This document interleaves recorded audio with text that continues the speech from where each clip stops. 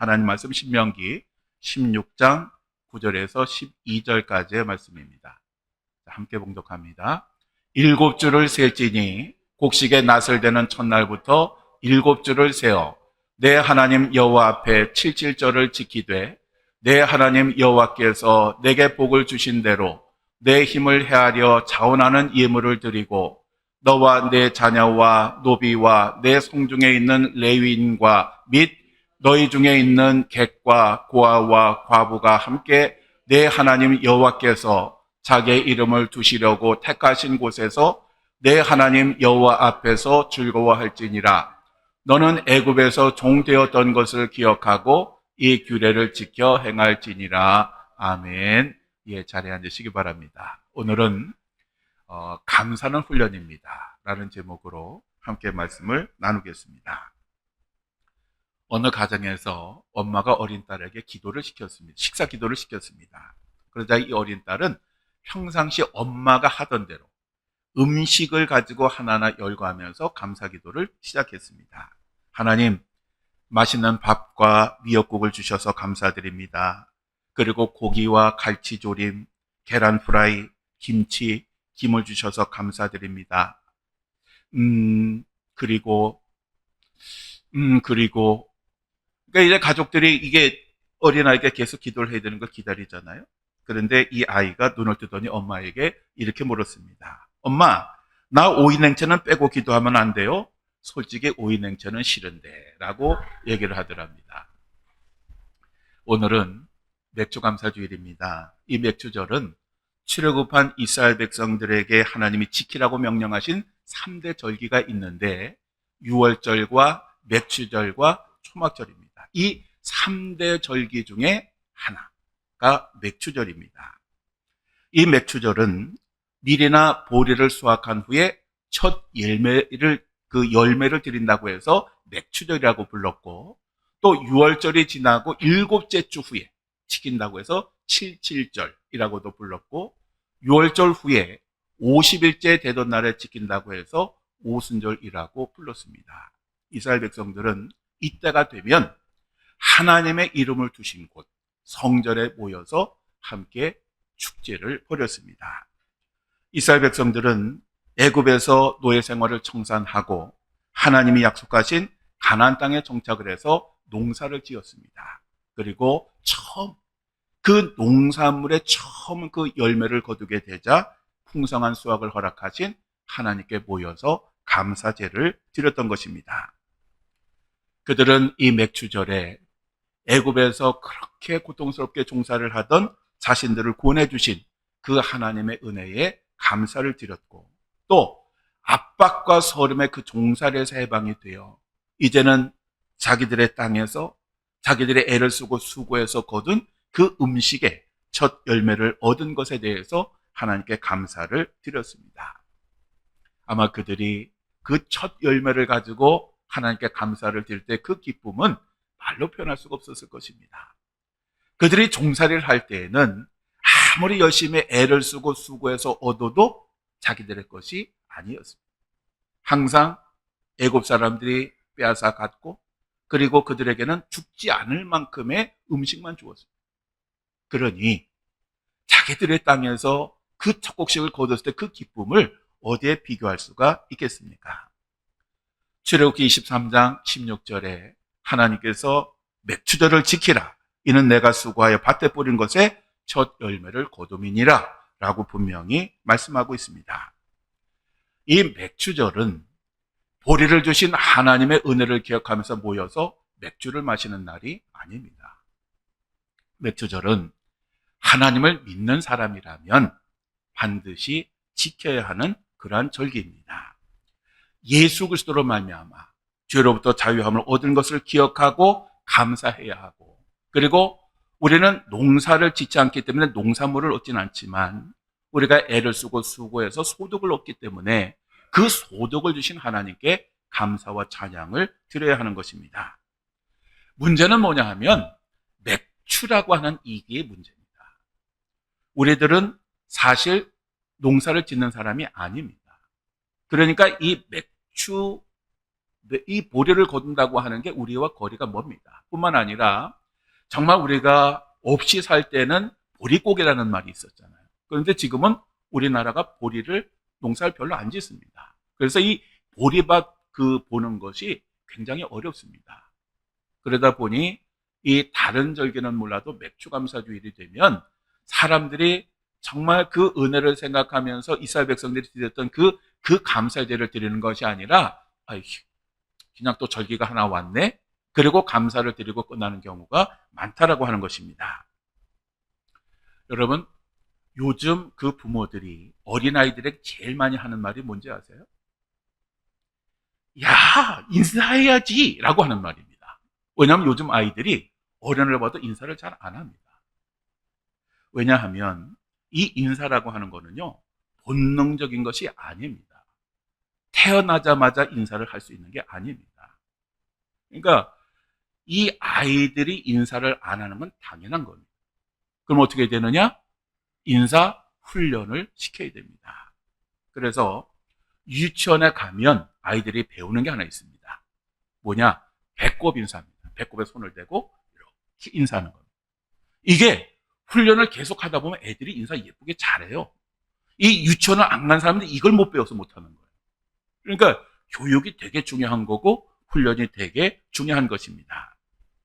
감사도 마찬가지입니다. 우리가 감사는 본능적으로 한다고 생각하지만 아닙니다. 이 감사도 훈련이 있어야 돼요. 우리가 감사하는 것을 느끼며 감사한다라고 하면 별로 감사할 게 없습니다. 예를 들면 내가 많은 것을 가졌으면 감사하느냐? 아닙니다. 사람들이 부러워할 만큼 많은 것을 가졌어도 늘 불평과 불만으로 사는 사람들이 얼마나 많은지 모릅니다. 또 그러면 내가 좋은 것을 가지고 있으면 감사하느냐? 아닙니다. 좋은 것 가지고 있어도요, 그것이 익숙하게 되면 감사를 잃어버립니다. 그러면 우리가 구원을 받았다고 감사하냐? 글쎄요.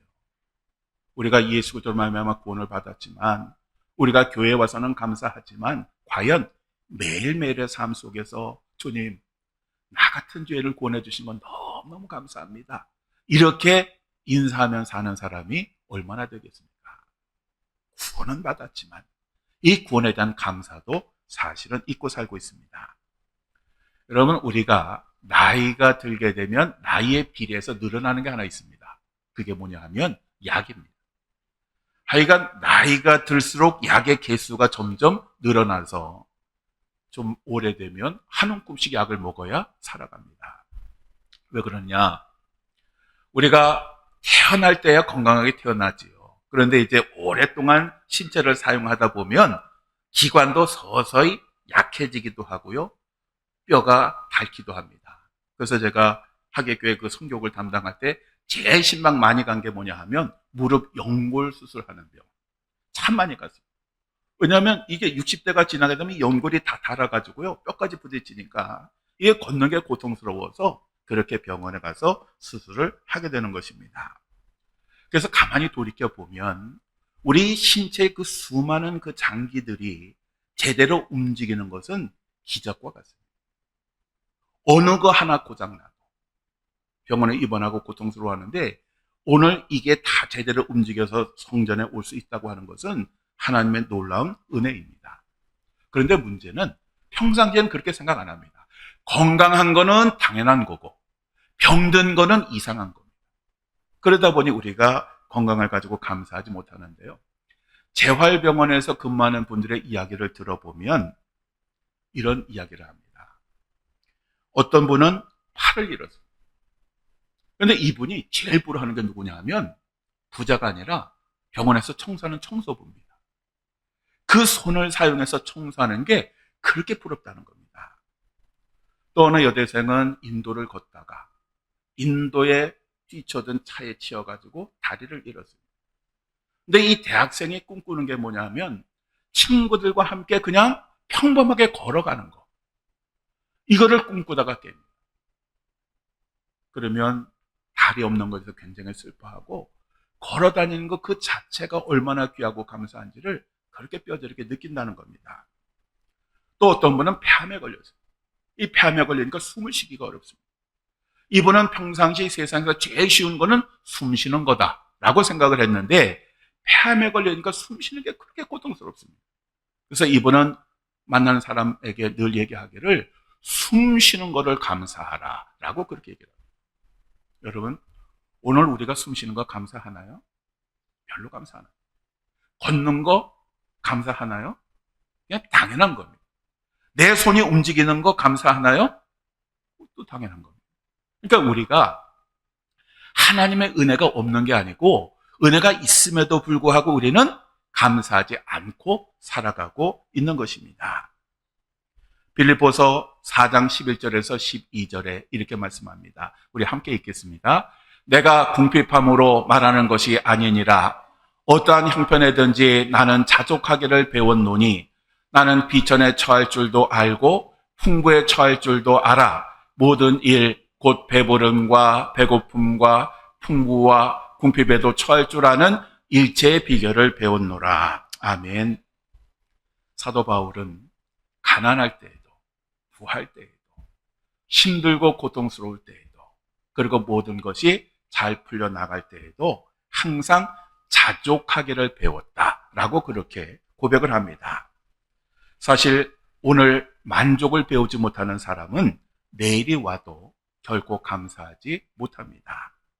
감사란 오늘이라고 하는 상황 속에서 하나님의 사랑과 은혜를 묵상하는 곳에서 이루어지는 것입니다. 1971년 12월 6일에 미국 인디애나주 코코모라고 하는 곳에서 남자아이가 태어났습니다. 그런데 이 아이는 태어난 지 3일 만에 혈우병 진단을 받습니다. 그러니까 피가 한번 흘리면 멈추지 않는 그 혈우병 진단을 받았고요. 그 다음에 이 아이가 13살 되던 해에 피를 수혈을 받았는데 의사의 실수로 후천성 면역결핍증, 즉 에이즈에 감염이 되었습니다. 이로 인해서 그때 의사들이 한 얘기가 너는 이제 6개월밖에 살지 못한다 라는 그러한 선고를 받았습니다. 바로 이 아이가 라이언 화이트라고 하는 그러한 아이였습니다. 시한부 선고를 받았지만 이 라이언은 계속 학교를 다니고 싶었습니다. 그런데 전염을 우려한 학교 측에서 아주 결사적으로 반대를 했습니다. 네가 학교 오면 네가 에이즈를 다른 사람들에게 다 옮기게 될 거야. 그래서 선생님들도 반대했고 학생들도 반대했고 학부형들도 반대를 했습니다. 왜냐하면 당시에는 이 에이즈가 어떻게 감염되는지 모를 때였습니다. 그러니까 에이즈가 걸린 사람 옆에 있으면 걸리는 거라고 그렇게 생각했기 때문에 그 두려움이 보통 컸던 것이 아닙니다. 그래서 라이언과 부모는 학교 측의 그 부당한 처우에 법적으로 대응을 하면서 그때부터 시작한 것이 뭐냐면 이 에이즈라고 하는 것에 대한 사회적 편견을 깨트리는 그러한 운동을 시작을 했습니다. 그랬더니 유명한 가수인 마이클 잭슨, 엘튼 존, 또 배우 그 밀라노, 그 다음에 카림 압돌 자바라고 유명한 농구 선수, 그리고 사진에서 보시면 그 유명한 사람들이 함께 이 운동에 참여를 하였습니다. 결국 이러한 운동의 결과로 이제 에이즈에 대해서 사람들이 갖는 생각이 변화되게 되었고 이제 이 아이도 학교로 돌아가서 공부를 할 수 있게 되었습니다. 그리고 1990년에 미국 의회는 이 아이의 이름을 따서 에이즈 환자를 지원하는 그런 법안을 하나 만들었는데 그 법의 이름이 라이언 화이트 법안이었습니다. 이 라이언 화이트라고 하는 이 어린아이는 수많은 에이즈 환자들에 대한 그 사회적 편견과 맞서 싸우고 그리고 혈우병으로 인해서 하루하루 정말 힘들고 어려운 그런 삶을 살았지만 원망을 한 것이 아니라 자신의 그 경험을 통해서 이러한 일들을 하게 해주신 하나님께 감사하는 그런 삶을 살았습니다. 라이언은 의사의 잘못으로 죽음을 기다려 했을 때에도 하루하루 하나님께 감사하면서 오히려 자기를 정말 슬퍼하는 그 부모님을 위로했던 그런 아이였습니다. 라이언은 감사하는 마음으로 자기의 그 남은 인생을 약자들의 권역을 위해서 열심히 싸우고 헌신을 하였습니다. 이 아이는 자신의 그 삶이 오래가지 않을 것을 알았지만 자신의 삶 자체가 하나님께 드려지는 감사 예물이 되기를 원했고 그렇게 기도를 했습니다. 결국 1990년 4월 5일 의사는 6개월밖에 살지 못한다고 이야기를 했는데 6년을 살았고 19살의 나이에 하나님의 부르심을 받았습니다. 이때에 기독교 잡지에 이 라이언과 아버지가 대화했던 것이 실렸는데요. 그 내용을 보면 이 아이가 그렇게 절망적인 상황 가운데서도 어떻게 감사했는지 그 이유가 나옵니다. 그때 아버지가 아이에게 이렇게 말을 합니다. 아들아, 미안하다. 나도 이제 아무것도 너에게 해줄 것이 없구나. 그러자 아들이 이렇게 대답했습니다. 아니에요, 아빠. 아빠는 이 세상에서 가장 귀한 것을 주셨어요. 제게 천국 열쇠를 주셨잖아요. 예수님을 소개해 주셨고 영생을 얻게 해 주셨어요. 저에게 예수님보다 위대한 선물은 없어요. 이 라이언은 비록 짧은 삶을 살았지만 자신에게 영원한 천국을 주신 하나님의 그 은혜를 알았기 때문에 힘들고 고통스러운 조건 속에서도 감사하며 살 수 있었던 것입니다. 하나님의 은혜를 아는 사람은 삶 속에서 감사 훈련을 받게 됩니다. 여러분, 감사 노트라는 거 혹시 아십니까? 예. 지금 한때 이제 유행하고 지금은 다 걷어치운 것 같은데, 이 감사 노트가 뭐냐면요, 매일 하루를 지나고 나서 감사한 것을 적는 거예요, 항목을. 그러니까 생각만 하는 게 아니고 직접 적습니다. 근데 처음에는 적을 게 별로 없어요. 하루 지나가서 별로 뭐 오늘 뭐 특별히 좋은 일이 생긴 것도 아니고 무슨 돈이 생긴 것도 아니고 뭐 이런데, 이게 감사 노트를요 계속해서 적다 보면 감사할 게 얼마나 많은지를 배우게 돼요. 아까 말씀드렸지만 오늘 걸을 수 있었던 거 감사하고, 누군가에게 인사할 수 있었던 거 감사하고, 오늘 편안히 숨 쉴 수 있었던 거 감사하고, 오늘도 무사히 하루를 보낼 수 있었던 거 감사하고, 이게 감사 노트를 적는 훈련을 통해서 우리의 감사함이 더욱더 풍성해지게 되고, 또 우리들에게 주신 그 하나님의 은혜가 얼마나 큰지를 평상시에는 생각을 못했는데 이런 훈련을 통해서 하나님의 그 은혜를 더욱더 깨닫게 되고 감사하게 되는 것입니다. 육신의 눈으로 세상을 보는 사람은 감사할 만한 조건만을 찾습니다. 그러나 감사 훈련을 통해서 영안이 열린 사람은 이미 우리에게 주신 하나님의 은혜에 감사할 뿐만 아니라 심지어는 앞으로 주실 그 은혜를 생각하며 하나님 앞에 감사하기도 하는 것입니다. 그리고 에베소서 5장 20절의 말씀처럼 범사의 예수 그리스도의 이름으로 항상 하나님 아버지께 감사를 하게 되는 것입니다. 사랑하는 성도 여러분, 오늘 본문 말씀의 마지막 절인 16장 12절을 우리 다시 한번 읽겠습니다. 너는 애굽에서 종되었던 것을 기억하고 이 규례를 지켜 행할지니라. 아멘. 자, 여기에 보면 애굽에서 종되었던 것을 기억하라. 이게 무슨 말일까요? 그것은 우리가 예수 그리스도를 믿기 전에 마귀의 종로로 타던 때를 가리키는 것입니다. 이것을 기억하며 이 절기를 지키라 라고 그렇게 하나님이 말씀하신 것입니다.